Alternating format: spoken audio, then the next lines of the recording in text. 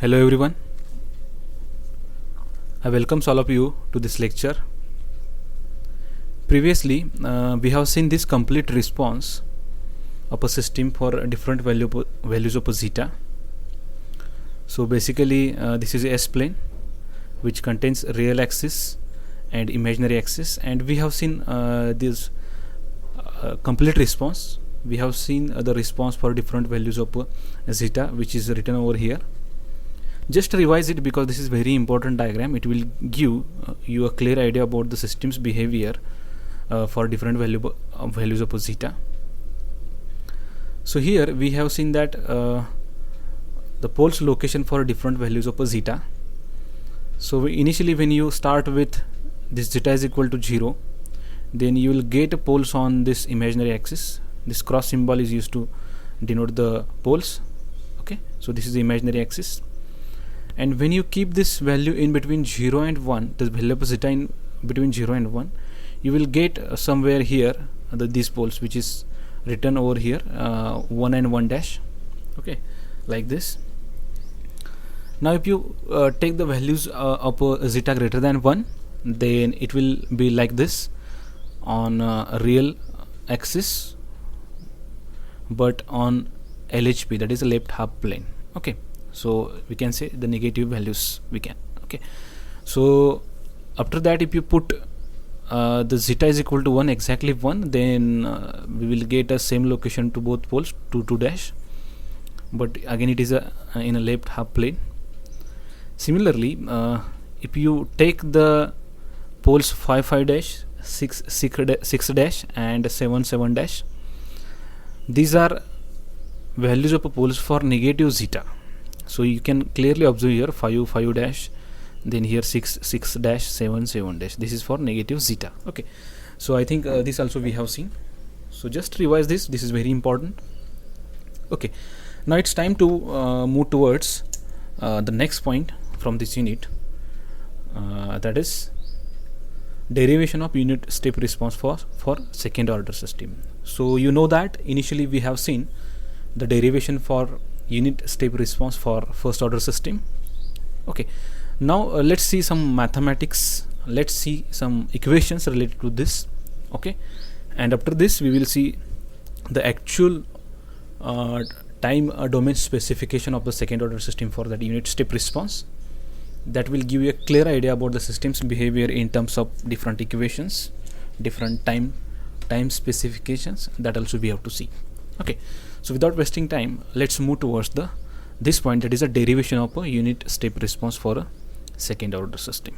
Okay, now if you see the derivation, it is a bit complex for you. Okay, so just see carefully how it is solved. I will explain each and every point here so that you can easily understand. But you must know how to solve this Laplace partial fractions. You must know the basics of Laplace transform. So that's why previously we have seen the basics formulas related to Laplace transform, because if you see any control system, Laplace is required. Okay, so I hope that you know the basics about the Laplace partial fractions and different simple examples of that Laplace equations that you know. Okay, so I hope that, and I will move forward here. Okay, now let us see the role of zeta in the response. Okay, so let us obtain a solution of a response CT to a unit step input RES. Okay, let us see that we have discussed earlier. We know that RES is equal to 1 upon S, that we have seen. Okay, and you know that CS is equal to system function into RES. Okay, so here if you see the standard function of a second order system function, that is omega n square divided by s square plus 2 zeta omega ns plus omega n square. I think this we have seen, this is the standard function of a second order system. Okay, so let's put the value of this RES, that is 1 upon s, into this equation. So finally I will get here CS is equal to omega n square divided by s square plus 2 zeta omega ns plus omega n square into 1 upon s. Again I am repeating here, this equation is for CS. Okay, so this is your system function into what, 1 upon s, that is the input signal, that is RES. So this is a Laplace transform of a step input, that is 1 upon s. Okay, so RT is equal to UT here. Okay, I think you know this. Again, I am repeating because from basics you must know. So RT is a time domain a signal, that is input, which is UT, unit step in this case. And if you take the Laplace transform of this two, left side and right side, this RT becomes capital RS, and that is the Laplace of this RT, and the Laplace of UT is equal to 1 upon s. Okay, so I think it is clear to you. Now here we have to see only one case, that is underdamped case. You know that what do you mean by underdamping.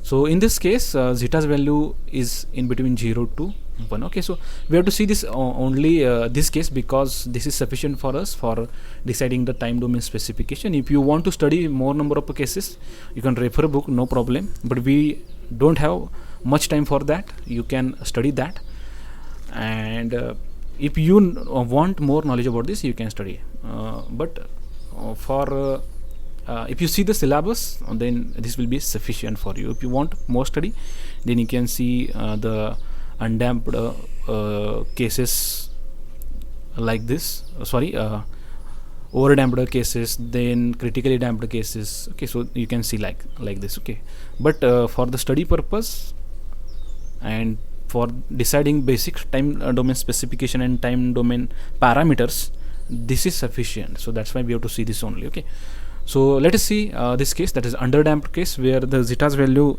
is in between 0 and 1. Okay, now this statement is very important. Let me read this.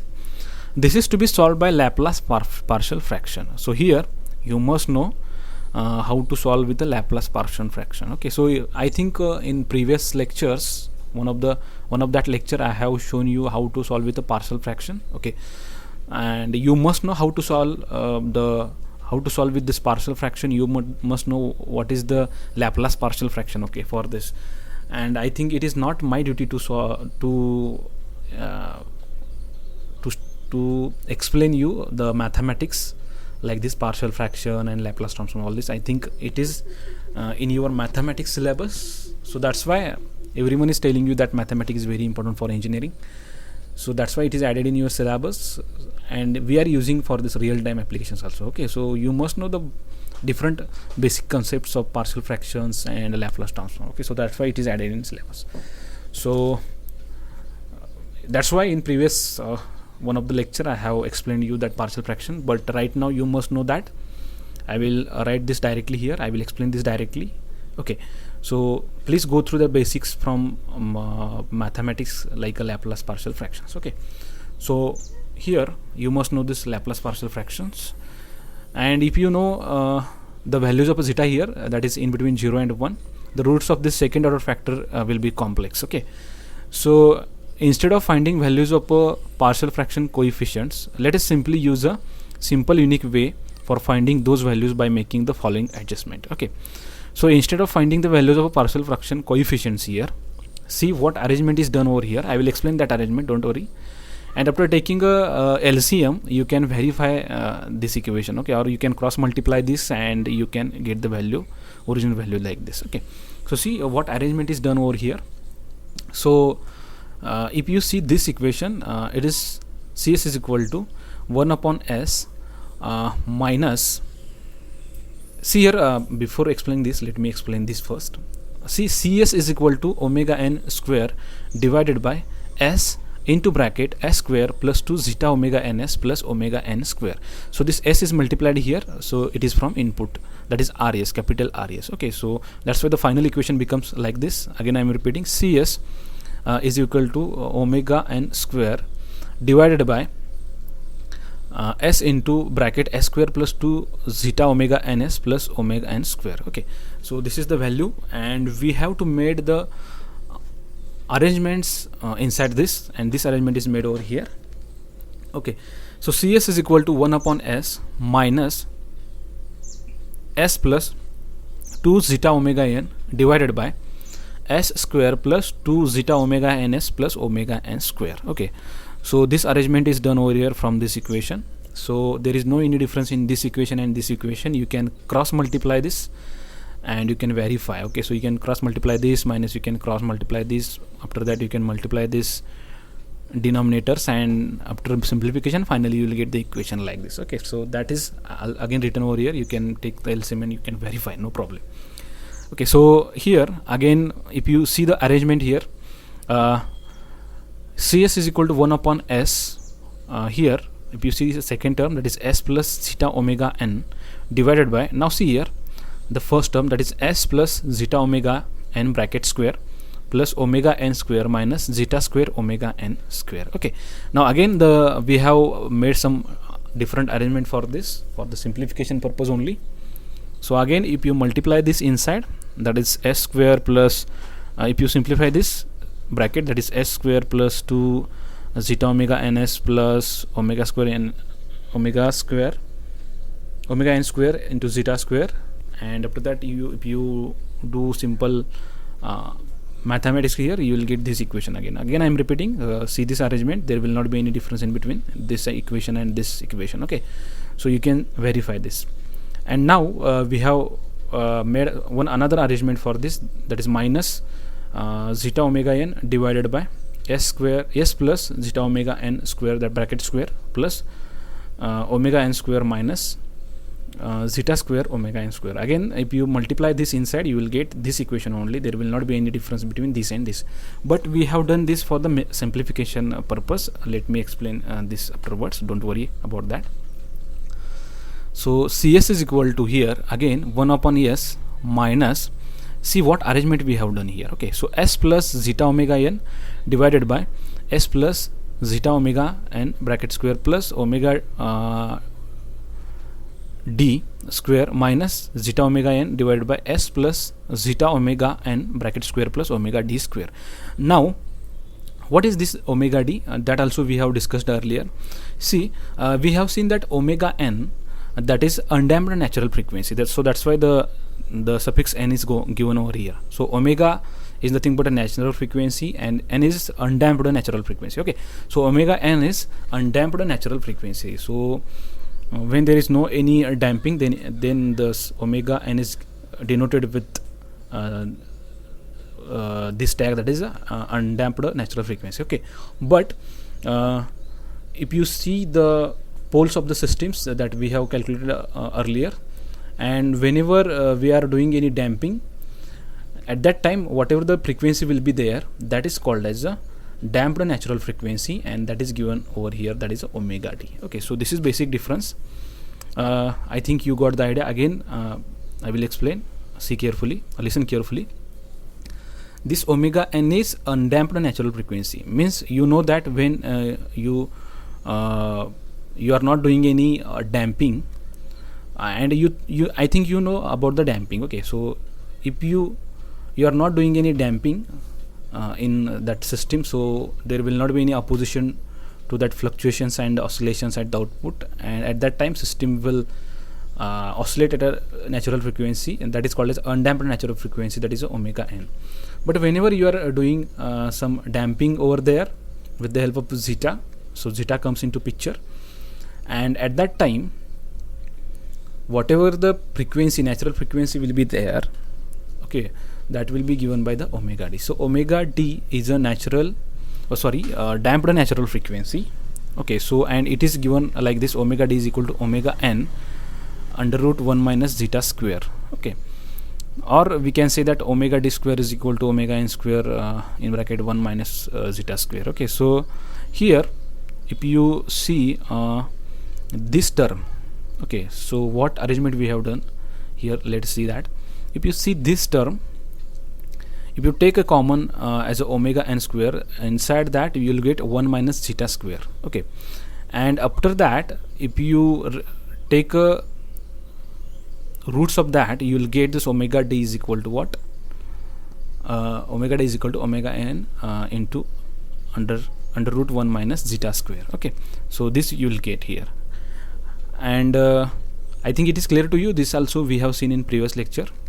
Okay, so just go through that lecture, you will get the value of this omega d over here, that is a damped natural frequency. Okay, now here we have made arrangement like this. We have replaced this term with damped natural frequency. So finally I will get the equation as a Cs is equal to 1 upon s minus s plus zeta omega n divided by s plus zeta omega n bracket square plus omega d square minus zeta omega n divided by s plus zeta omega n bracket square plus omega d square. Okay, so this equation we will get, but it is not over here. We have to do some more steps here, and after that you will find the actual response of that system in terms of mathematical equation. Okay, so let us see that. So from Laplace transform, we know that, I think you have studied the inverse Laplace also. So if you take the inverse Laplace of this equation, so s plus, this is the sample equation, let us see here, s plus a divided by s plus a bracket square plus d square, and that is given by e raised to minus at into cos dt. Okay, and at the same time if you see some Laplace transform related to this equation also, inverse Laplace, sorry. So if you see the inverse Laplace of this equation, that is a divided by s plus a square bracket square plus d square, the inverse Laplace of this equation will be e raised to minus at into sine dt. Okay, and you know very well that inverse Laplace of this 1 upon s, that is 1, that is unit step, that is time domain signal. Okay, so I think you know that.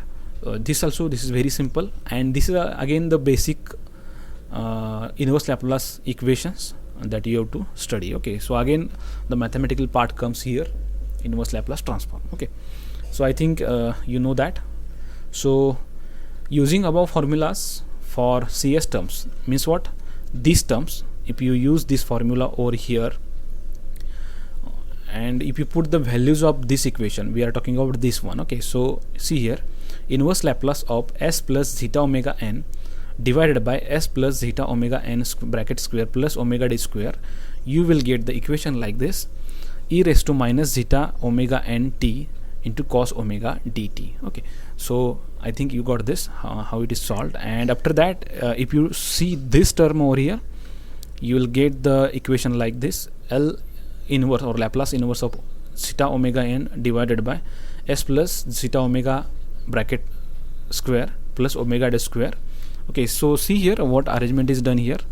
So omega d, and here also omega d is given. Also this arrangement is done over here. So if you take this common, zeta omega n divided by omega d, and if you take the inverse of this, Laplace inverse of this, omega d divided by s plus zeta omega n square plus omega d, so you will get the equation like this, zeta omega n divided by omega d into e raised to minus zeta omega n t into sine omega dt. Okay, and you know the value of omega d, that is omega n under root 1 minus zeta square. So okay, so that also we have to put here, and we have to solve further. Just to see here, see, this is a bit complex and difficult for you. It may be difficult for you to understand, but we have to study this because you must know the basic formulas of Laplace transform, inverse Laplace transform and all. Okay, after that you must know the partial fraction also.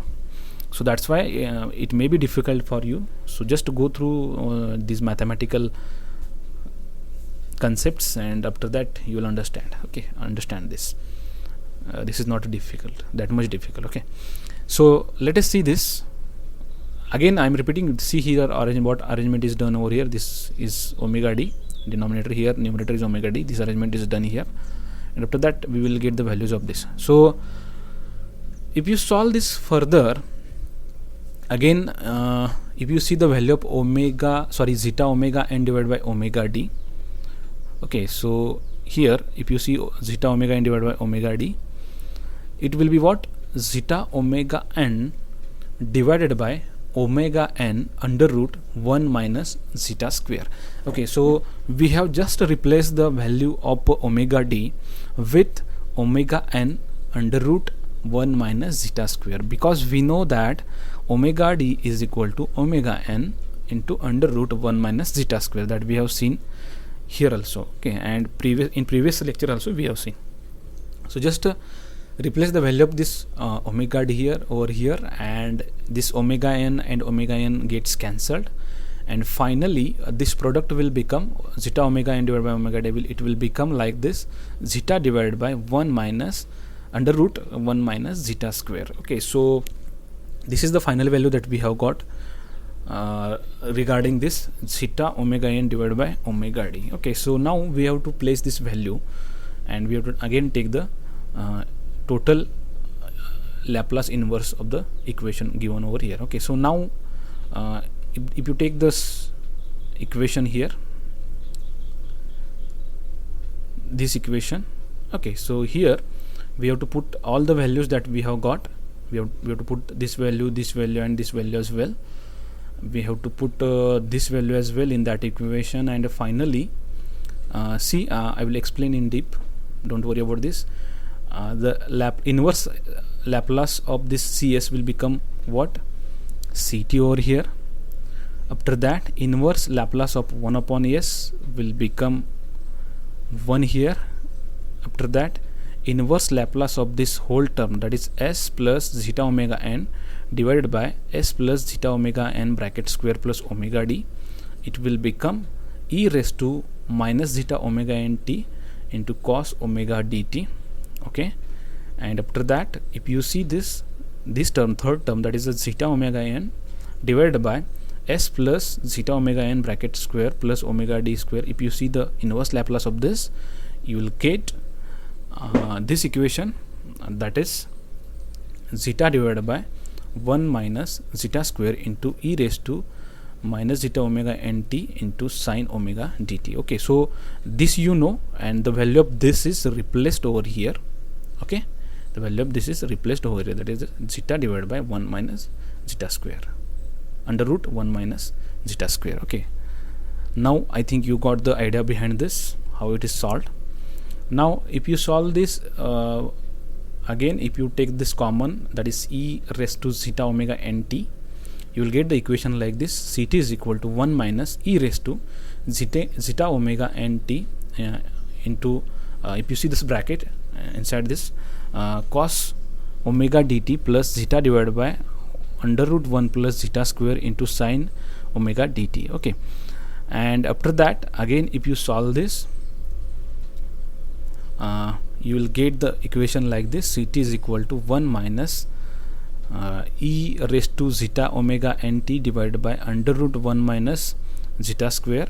Okay, so this 1 under root 1 plus zeta square is replaced by this, you can see here clearly. Okay. Now if you see this equation here, Ct is equal to 1 minus e raised to zeta omega nt. So this zeta e raised to zeta minus zeta omega nt, that is taken common from this, and inside part is cos omega dt plus zeta divided by under root 1 plus zeta omega square into sine omega dt. Now here if you see, the sign is changed over here, and it is taken a common, and I think you got the idea behind this. The minus becomes plus, and the equation will become like this, that is cos omega dt plus zeta divided by under root 1 plus zeta square into sine omega dt. Okay, see how the sign is changed over here. Okay, so this minus and this converted into plus and plus. Okay, so I think you got this. So finally, if you take this as a common, you will get the equation like this: Ct is equal to 1 minus e raised to minus zeta omega nt divided by under root 1 minus zeta square. So inside this you will get under root 1 minus zeta square into cos omega dt plus sine omega dt. Okay, so I think you got the idea behind this. And after that, now this is a very important thing. Consider the triangle which is shown over here.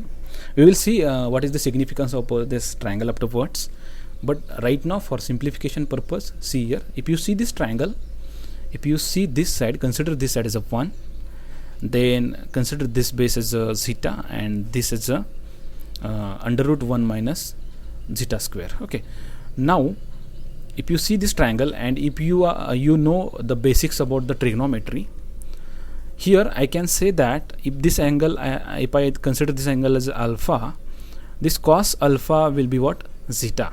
Okay, so cos alpha will be zeta. Again, if you see here, again you must know the trigonometry concepts. See here, in this single derivation we have used Laplace transform, we have used inverse Laplace transform, we have used Laplace partial fractions, we have used trigonometry also. Okay, so these 3 to 4 concepts are at a time used here. So that's why I am telling repeatedly you that you must know the basics about the basic concepts of mathematics that you are studying. Just don't see that for a passing purpose only. Okay, so that's why I am telling you this. Okay, so again, if you see this triangle and if you see this alpha, this cos alpha will be zeta. Okay, so and sin alpha will be what? Under root 1 minus zeta square. Okay, now if you put the value of this zeta and this 1 under root 1 minus zeta square, I will get the equation like this: Ct is equal to 1 minus e raised to minus zeta omega nt divided by under root 1 minus zeta square. Okay, and if I put the value of this under root 1 minus zeta square and this zeta, I will get the equation like this, that is a sin alpha into cos omega dt plus cos alpha into sin omega dt. Okay, so again, if you see the one trigonometry formula, that is sin a cos b plus cos a sin b, that will be what? Sin in bracket a plus b. Okay, so again I will repeat this: sin a plus b will be equivalent to sin a into cos b plus cos a into sin b. Okay, so if you put the value of this in this equation, then this whole term will be replaced by sin omega dt plus alpha. So finally I will get Ct is equal to 1 minus e raised to minus zeta omega nt divided by under root 1 minus zeta square into sin omega dt plus alpha. Okay, and again if you see the basic trigonometry formula, that is sin divided by cos is always tan. So here in this case, sin alpha divided by cos alpha will be tan alpha, and that will be denoted by under root 1 minus zeta square divided by zeta. And from this we can find the value of alpha, because we have to put the value of alpha over here. So we can find the value of alpha as this: if you take this inverse of this left side and right side, then, or if you just put this tan to right side, you will get alpha is equal to tan inverse into under root 1 minus zeta square divided by zeta. Now finally put the value of alpha over here, and putting this value in equation 5, finally we will get a final equation, that is 6, equation number 6, and that is given by Ct is equal to 1 minus e raised to minus zeta omega nt divided by under root 1 minus zeta square into sin in bracket omega dt plus tan inverse here under root 1 minus zeta square divided by zeta. Okay, so this is end of this simplification. Okay, but this simplification is a bit complex, because you must know number of mathematics concepts. Okay, so let's have a look what we have done here. We have to find the derivation of a unit step response for a second order system over here. So we have taken CS, standard function of a second order system, and we have just applied step input over here. So 1 into s, that is multiplied to this. So after solving this, we have come towards the equation number 2, that is CS is equal to all this equation. Okay, so after that we have taken inverse Laplace of that whole equation. We have done this replacement, it is omega d is equal to omega n into under root 1 minus zeta square. After doing this, we have got this equation in a time domain. Okay, so after that we have used some trigonometry formulas, and finally we have this value of a Ct, that is time domain response of this second order system for a unit step. Okay, so now this, if you see this equation, this is very very important equation, because finally or ultimately this equation is useful for finding the time domain specification. This equation will give you different time parameters or time specification parameters, that we have to see in a next lecture. Okay, so just to utilize the remaining time for the deep study of this equation, just note down this equation, write down on a paper, because if you write this on a paper, then it will be very easy for you to understand. Okay, so please write down this, please go through this equation. Okay, so if it is asked in exam, you must know how to solve this. Okay, so that's why please note down this is very important. Okay, and this equation will give you the time specification of the system for unit step, second order system for unit step, and that we have to see in a next lecture. Okay, so for this today's lecture, this is I think this is sufficient for you. Just go through this again, utilize the time, remaining time, and we will meet in the next lecture. Thank you.